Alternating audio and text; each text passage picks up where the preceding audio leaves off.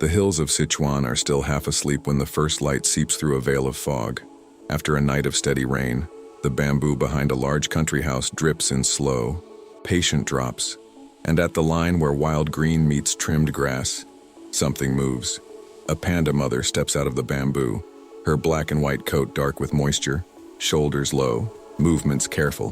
Pressed against her legs, a small cub follows, stumbling on the uneven ground, more like a pair of exhausted travelers looking for a place to stop than symbols of wilderness. Inside the house, a man in his late 30s stands at the window, a mug of tea forgotten in his hand. Beside him, 3 children gather, faces reflected in the glass, eyes wide, bodies still. No one runs outside, no one shouts. They sense, instinctively, that sound here can tip the balance. The father quietly closes interior doors to keep the dogs contained, steps out only long enough to shut the main gate, and turns the yard into something rare, a buffer, a temporary refuge between forest and road. For giant pandas, reaching the edge of their habitat is not as unusual as people think. They depend on specific bamboo patches, spending long hours eating to pull energy from a plant that offers little. When corridors are broken by roads, fields, and houses, pandas can follow thin green paths downhill and arrive at boundaries they never meant to reach. In the yard, the mother pauses near a low pile of firewood, sides rising and falling just a little too fast. The cub, curious, clumsy, waddles toward a rain-slick log, climbs up, slips, and tumbles off with a soft, muddy thump. Startled but fine, he scrambles back and presses himself under his mother's belly, as if rehearsing the oldest lesson of all. When the world feels uncertain, return to the safest place you know. He wanders again, this time toward an empty plastic bucket by a tap. He sniffs, pokes his head inside, and the bucket tips. For a moment, all that's audible is muffled snuffling. He tries to back out, gets stuck, spins in an awkward circle. The mother watches, alert, not panicked, then steps forward and nudges the bucket with her nose until it falls free. The cub blinks, shakes his head, and leans his forehead into her chest. Pandas speak through scent as much as sound. Even here, where the air carries soap, cooking, fuel, the mother reads the yard with her nose, weighing risk with every breath. The children behind the window aren't faces to her, just faint layers at the edge of perception. Eventually, she lowers herself onto the grass beneath a small tree, as if the night's journey has finally landed on her shoulders. The cub paws at her, then collapses beside her in a damp heap. Almost automatically, she draws him close with one broad paw, chin resting briefly between his ears. In a place that isn't hers, she builds a circle of safety using nothing but her own body. From behind the glass, the father records a short, quiet video, not to post, but to show his children what they're witnessing. His voice stays low as he explains, "This isn't trust, like a pet. It's something thinner, more fragile, an absence of threat, a tolerance built on distance and silence. But the risk outside is real. The house sits near a road that will soon wake up. Engines, horns, curiosity. At the edges where wild meets cultivated, danger grows with daylight." So the father calls local wildlife authorities. Calmly, he describes what he sees: a mother panda and her cub, exhausted, resting in his backyard, with a road close by. The dispatcher listens carefully. This region is part of a network of reserves and research zones, but encounters like this still demand immediate action. At a field station tucked into the hills, a radio crackles. A rescue and research team is already on standby. Leading them is Dr. Lin, a 38-year-old wildlife veterinarian who lives between steep slopes and careful data. She notes the coordinates, glances at the thickening fog, and moves. In these mountains, weather isn't just atmosphere. It decides how far an animal can travel before exhaustion turns dangerous. A white 4x4 rolls out within minutes. Inside, Dr. Lin, a ranger, a biologist, a vet tech. Their gear is simple and exact. Binoculars, a medical kit, padded transport crates, tarps, a lightweight collar, maps marked with known panda corridors. Those corridors matter. Pandas don't roam like wolves. They move through overlapping ranges linked by strips of bamboo, ecological bridges that development can fracture. When those bridges break, an animal faces a brutal choice: stay in shrinking forest patches, or risk stepping into human space. At the house, Dr. Lin signals for the engine to cut. They walk in quietly. The father meets them at the gate and explains what he did. Dogs inside, gate closed, children back. No drama in his voice, just the steady certainty that making space was the right decision. Silence becomes a tool. A startled mother with a cub can bolt blindly, toward the road, into fences, onto unsafe structures. Predictability isn't kindness, it's safety. From a window, the team watches through binoculars. The mother lies heavy with fatigue, breathing fast but controlled. When the cub shifts, she nudges him close. Her ears flick at bird calls. Her nose twitches at scent. To Dr. Lin, those small reactions are everything.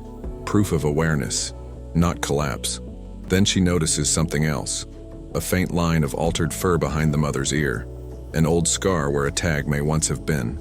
A hint of history. In this region, some pandas have been monitored, relocated, reintroduced. This mark suggests she has been seen before. Outside, a fog thickens. A radio update comes in. Traffic is picking up on the nearby bend. Time tightens. The longer the pandas remain, the higher the chance that a horn, a shout, or a barking dog will crack the calm and send them fleeing. Dr. Lin weighs the options with her team. Wait and hope the mother slips back into the bamboo on her own, or intervene and move them to safer, continuous forest. Waiting avoids immediate stress, but risks a sudden panic. Intervention brings controlled stress now to prevent a far more dangerous flight later. They decide to intervene, gently. Crates are positioned out of direct sight. A clear path is planned to the gate and the waiting vehicle. Latches are checked twice. From behind the window, the children see no rushing, no chaos, only adults moving with the careful precision usually reserved for fragile things. When the mother lifts her head, ears angling toward a distant engine, Dr. Lin recognizes the restlessness that can turn into a bolt. A low-dose sedative is prepared, minimal, measured, intended not to knock her out, but to soften fear while keeping her aware of her cub. The dart lands with a sound barely louder than the rain's last drip. The mother tenses, nostrils flaring. The cub startles but stays close. Minutes pass. The tightness in her muscles eases. Her breathing steadies. Her eyelids grow heavier, but she remains present. The team approaches in low voices, monitoring breaths, watching for distress. Up close, they see the story written on her paws. Minor abrasions, dried mud, the marks of a long, wet journey. A tarp goes beneath her to keep warmth in. Another covers part of her body, leaving her face and the cub's space clear. She is lifted on a stretcher designed to distribute her weight evenly, then placed into a padded crate. The cub is guided in with her. No separation. In this moment, their bond is not just emotional, it's survival. The drive is short and careful, avoiding rough roads and sudden stops. At the base, they're moved into a quiet enclosure that smells like bamboo and soil, not harsh disinfectant. Under supervision, the sedative fades gradually. Hydration is checked. Paws and limbs are examined. Blood samples rule out illness. The cub is inspected too. Tired, hungry, but healthy. This rehabilitation isn't about taming.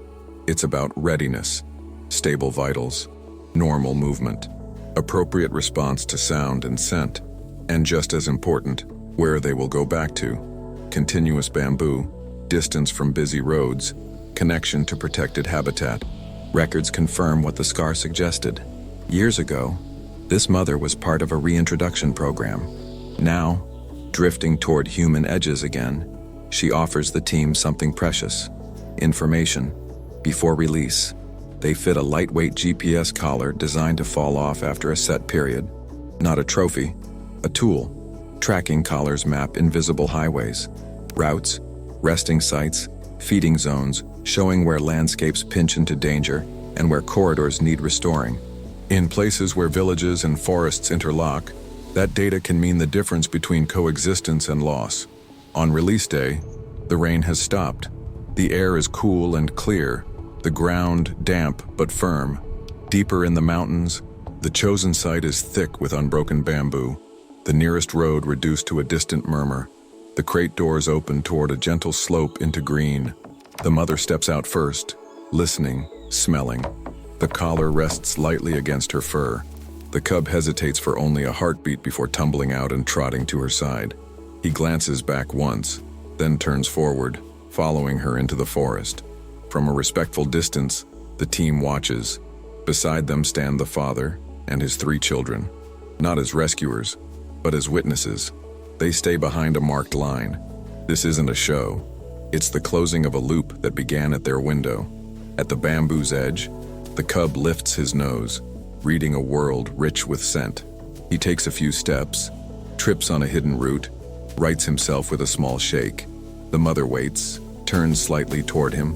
When he reaches her, he leans into her shoulder, and together they disappear among the vertical lines of bamboo and thinning fog.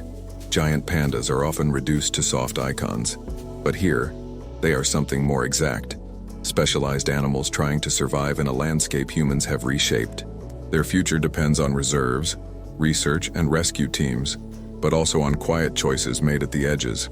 Choices like a family who didn't try to claim what wandered into their yard, only protected it until a path home could open. Thank you for staying with this story until the end. If you'd like more real-style rescues, quiet encounters at the edge of the wild, and the science behind them, support the channel. Like this video so it reaches more people who care, and subscribe so you don't miss the next rescue in this ongoing journey.